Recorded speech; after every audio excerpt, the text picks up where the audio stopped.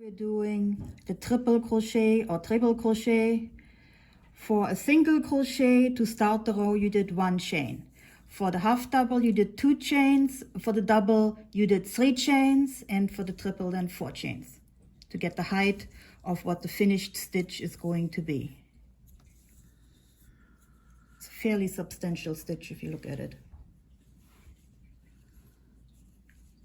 Yarn over twice, once, twice. So now you have the loop and two turnovers.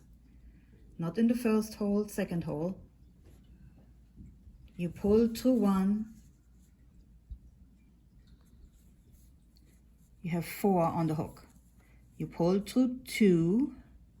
You have 3 on the hook.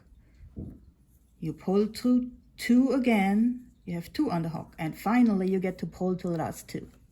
So that is a tall stitch. Again, yarn over not once but twice. Into the next hole. Poke through the hole, get both bars. Helps, if you look at it, what my thumb is doing, it's actually doing something. It holds both of those loops in place that they don't go off. And you hold them back. You go through, yarn over, finger is still holding the loops. You go through that first stitch, and now you can let go, and you see that you have 4. You hold the last 2 back. You go through 2,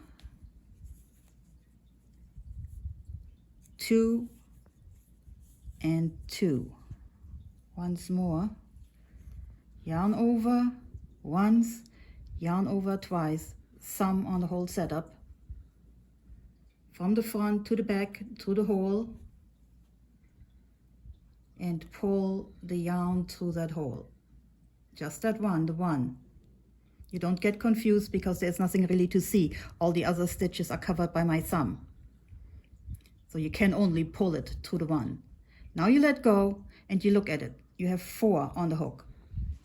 Shove one forward, shove the other ones back, and you go through 2. You end up with 3 loops on the hook. You go through 2 again. 2, now you finally have 2, the last ones, and you go through that again. And that is a big stitch. That's not a small one.